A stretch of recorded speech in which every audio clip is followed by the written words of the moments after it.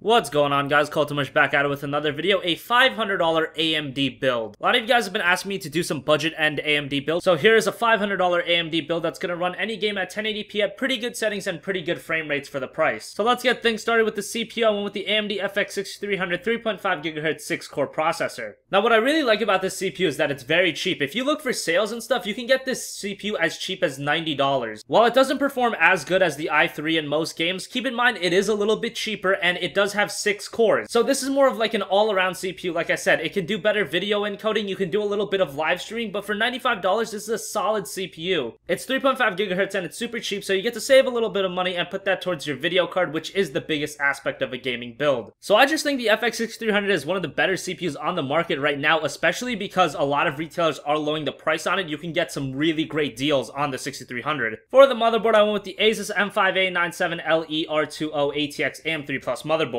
Now this is a full-size ATX motherboard, obviously on the AM3 Plus socket. It's got 4 RAM slots up to DDR3 2133 and up to 32 GB of max memory. It's got RAID support, Crossfire support, and 6 SATA 60-bit/second ports. And all of this coming at a very palatable price of $70, and there's also a $10 mail-in rebate attached to this motherboard right now, so if you decide to use that, you're going to get this motherboard for $60, and at that point, that's a really great deal. Otherwise, still, for $70 is a very good motherboard from Asus, and Asus has a really good warranty policy as well. And this also has the BIOS updated out of the box, so don't worry about needing another CPU. It'll be compatible with the FX-6300 right out of the box. And for $70, it's not the best motherboard in the world, but for that cheap of a price, it's still got a lot of great features. And it's from a manufacturer like Asus, which is very reputable and has a lot of great motherboards. And this one, definitely for a budget end motherboard, isn't bad. For memory, I went with Corsair Vengeance 8GB, two 4GB sticks running at 1600 MHz for around $50. It's 8GB of Corsair Vengeance, not much more to say about it. For $50, that's a decent price. You're definitely going to want at least 8GB of RAM, even in a budget end build like this. A lot of games really do benefit from having 8GB. And nowadays, with 8GB being as cheap as it is, it doesn't make a lot of sense to go with 4GB anyway. And for $50, you're getting decent quality RAM from Corsair. And like I said, the motherboard does have 4 RAM slots, so if you want to add more RAM in the future, that option will be open. But for now, 8GB is enough, and at $50, it's a very good price. For the hard drive, I went with the Western Digital Caviar Blue for around $50. It's a 1TB hard drive, no SSD. If you're the kind of guy that thinks you can get by with only 120GB of storage,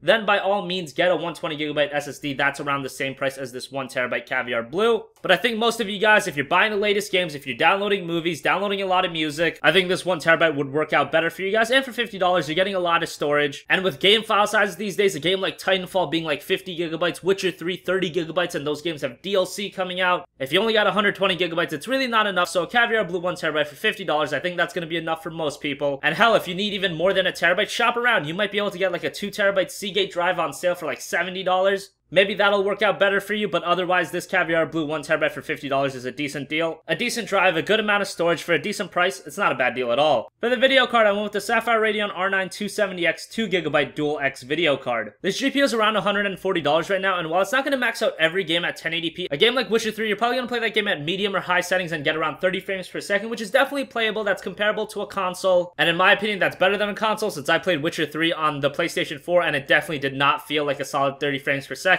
And the 270X is going to be able to play Witcher 3 at some adjusted settings, obviously not maxed out, but you're going to get a pretty good frame rate. You'll be able to play games like Battlefield 4, Battlefield Hardline, Dying Light, games like that, upcoming games like Fallout 4 and Star Wars Battlefront. You're going to be able to run all those games at fairly decent settings and fairly decent frame rates. And for this kind of price point, $140, really cheap video card, and it's got a decent cooler on it as well, so if you want to overclock it a little bit, get even more performance, that option is open as well. And the GPU just fit really well in the build. It's going to give you decent performance, comes at a great price, and I think this is the kind of GPU you guys should put in a $500 build. For the power supply, I went with the EVGA 500W 80+ bronze certified ATX power supply. $45 for this power supply. It's going to power the build no problem. I don't really expect you guys to go for a Crossfire configuration. If you do want to get more graphics performance, just sell the video card and buy like an R9 380 or something like that. And this 500W power supply is going to power the build no problem. If I'd have to estimate, the build is only going to use around 400 watts. So this EVGA 500W power supply, it's decent quality and it's only $45, so fit really well in the build. Didn't break the bank and you're still getting decent quality out of it. Finally, for the case, I went with the NZXT Source 2 210 white ATX mid-tower case. I've recommended the Source 210 so many times. It's a very good case for under $40. It's around $35 right now, and it's just a solid case all around. Aesthetically, it doesn't look the greatest, kind of looks basic, but in a budget end build, I don't really want the world out of the case. I just want something that can get the job done, and the NZXT Source 210 is gonna do that at a very good price of $35. This comes in white or black, so just pick the color of your preference. So thanks for watching this video, guys. If you have a request for a future video, leave it in the comment section down below, and as always, guys, have a great day, and I'll talk to you guys next time. Peace out.